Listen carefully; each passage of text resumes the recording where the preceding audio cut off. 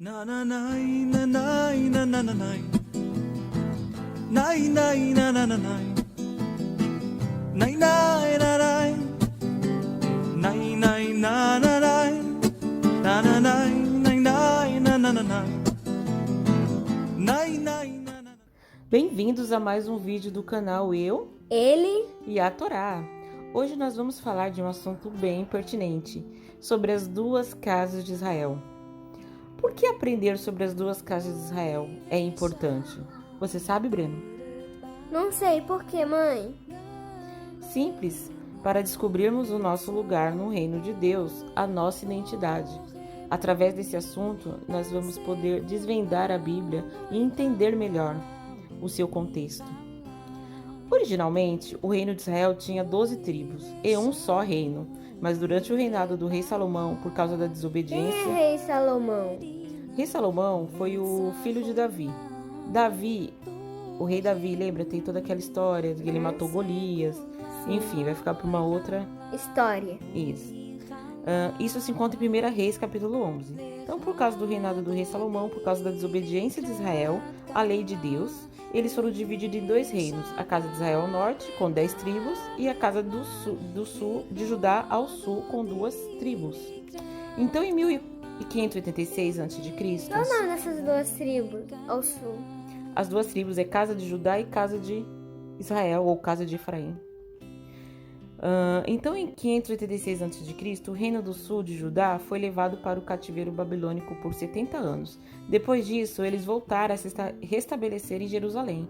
E essa foi a única razão que permitiu ao povo judeu continuar se existindo até hoje, porque seus ancestrais voltaram a Jerusalém. O reino do norte continuamente quebrou a lei de Deus e eles também foram levados ao cativeiro para a Síria. A partir daí, como a Bíblia já havia previsto, eles misturaram a outras nações e perderam sua identidade e foram levados aos 4 cantos do mundo. A tribo de Rubens, Dan, Naphtali, Efraim e as demais tribos onde elas estão? Elas não existem hoje porque elas nunca mais voltaram. Só um paralelo, pessoal. Judeu é quem é da tribo de Judá ou Benjamim. Não é todo Israel. As 12 tribos são israelitas. Quem é Benjamim? É um dos filhos de Jacó. Agora olha que interessante em Deuteronômio 4:27. E o Senhor vos dispersará entre as nações, e restarei poucos em número entre os pagãos para onde o Senhor vos conduzirá. E ali servireis a deuses, obras das mãos dos homens, de madeira e de pedra, que não veem, nem ouvem, nem comem, nem cheiram. Mas se dali buscardes o Senhor teu Deus, tu o encontrarás, se o buscardes com todo o teu coração e com toda a tua alma. Quando estiveres em tribulação e todas essas coisas vos acontecerem, mesmo nos últimos dias, se tu voltares ao Senhor teu Deus e se obedeceres a sua voz, porque o Senhor teu Deus é um Deus misericordioso, ele não te abandonará, nem te destruirá, nem esquecerá o pacto de Deus, que é de teus pais, que ele jurou a eles. Capítulo 4, do 27 ao 31. Deus disse que no final dos tempos as tribos perdidas seriam encontradas entre os gentios e sua identidade seria revelada. Esse é o mistério qual Paulo fala que finalmente está para ser descoberta nesses últimos dias, e com certeza é a profecia mais importante que já foi dita. Em Efésios 3, capítulo 3, ele diz assim: E como por revelação me foi manifestado o mistério conforme vos escrevi, acima de forma resumida. Assim, quando ledes, podes perceber o meu entendimento sobre o ministério de Cristo.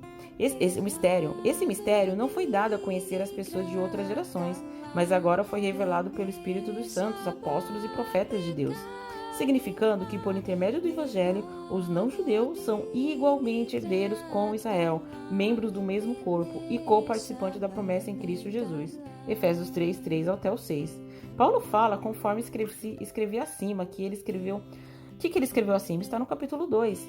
Portanto, lembrai-vos de que anteriormente éreis gentios, por natureza, chamados de circuncisão pelos que chamam circuncisão, feita no corpo por mãos humanas, estáveis naquela época, sem Cristo, separados da comunidade de Israel, estranhos às alianças da promessa, sem esperança e sem Deus no mundo. Todavia agora, em Cristo Jesus, vós que antes estáveis distantes, fostes aproximados mediante o sangue de Cristo. Porquanto ele, a nossa paz, de ambos os povos, fez um só, e derrubando o muro de separação em seu próprio corpo, desfez toda inimizade, ou seja, anulou a lei dos mandamentos expressa em ordenanças, para si mesmo criar dos dois um novo ser humano, realizando assim a paz e reconciliar com Deus os dois em um só corpo, pelo ato da cruz, por intermédio do qual ele destruiu toda a irreconciliabilidade. E vindo ele, proclamou a paz para vós que estavam longe e da mesma forma para os que estavam perto, pois por meio dele, tanto nós como vós temos pleno acesso ao Pai, por um só Espírito. Portanto, não sois mais estrangeiros nem imigrantes, pelo contrário, sois concidadãos dos santos e membros da família de Deus, edificados sobre o fundamento dos apóstolos e dos profetas, sendo o próprio Cristo Jesus a principal pedra angular nesse alicerce.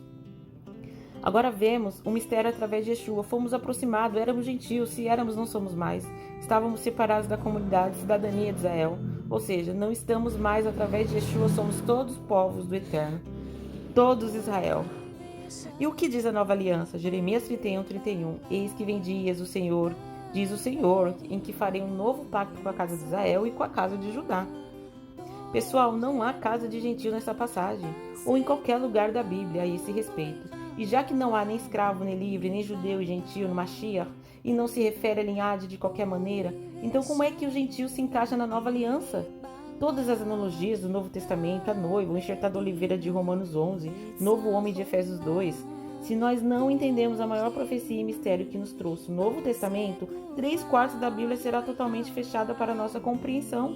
Por gerações, bilhões de pessoas que foram espalhadas pelos 4 cantos da terra, a casa do norte de Israel nunca mais voltou.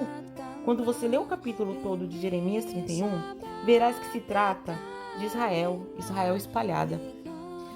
No Jeremias 31:8 diz assim: Eu os trarei da terra do norte e os reunirei de todas as extremidades da terra. Juntamente com eles estarão cegos, aleijados, as mulheres grávidas e as que estiverem para dar à luz. Uma grande multidão retornará.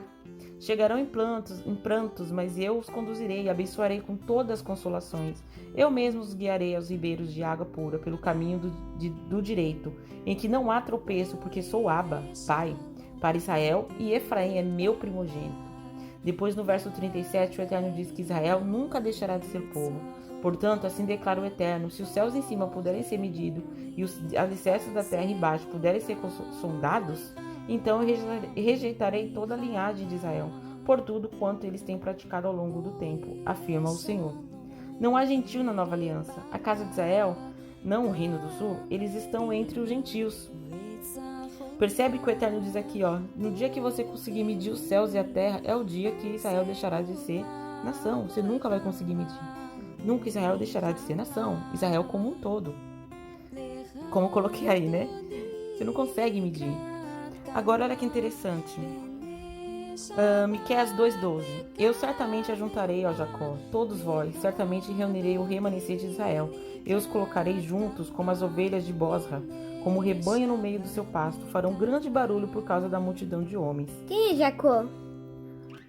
Jacó é filho de Isaac, que é filho de Abraão. São os 3 patriarcas, onde Deus deu a promessa que através deles a descendência de Israel seria grande. Agora Ezequiel 34:12. Como o pastor busca o rebanho no dia que ele entre as suas ovelhas que estão espalhadas, assim eu buscarei as minhas ovelhas e te livrarei todos os lugares onde estiverem espalhadas no dia nublado. Tá percebendo, Breno, que toda a promessa do Eterno é recolher as ovelhas que foram espalhadas nos 4 cantos da terra. Olha o que ele acaba de falar em Ezequiel 34. Como o bom pastor busca o seu rebanho no dia que ele está entre as suas ovelhas, que estão espalhadas, assim eu buscarei as minhas ovelhas e as livrarei de todos os lugares onde elas estiverem espalhadas, no dia nublado e escuro. Miqueias também fala a mesma coisa, multidão de homens voltarão, ovelhas, todas as ovelhas. Olha só, Israel é o único povo da Bíblia que é chamado de ovelha. Olha só, Jeremias 50:17. Israel é uma ovelha desgarrada. Os leões o afugentaram. Primeiramente o rei da Síria devorou, por último este Nabucodonosor. Ou seja, ovelha, Israel é uma ovelha.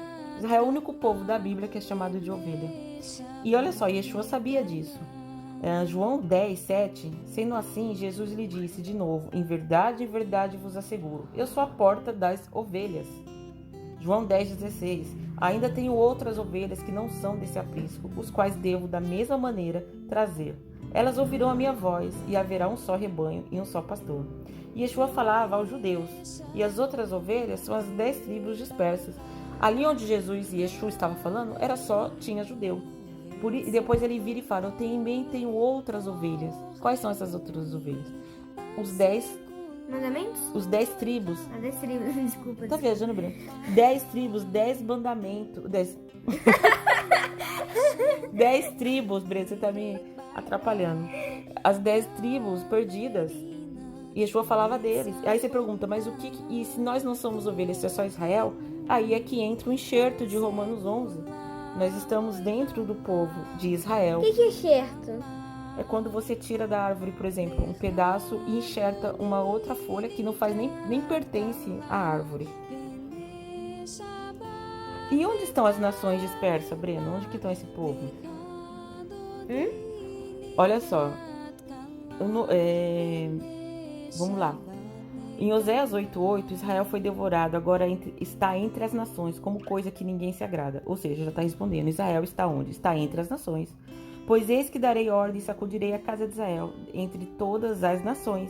Assim como o grão é peneirado no crivo, sem que caia na terra um só grão. Ou seja, eles estão por entre as nações. E assim como o grão é peneirado no crivo, sem caia nada um no chão. Deus não perderá um. Eles voltarão, né?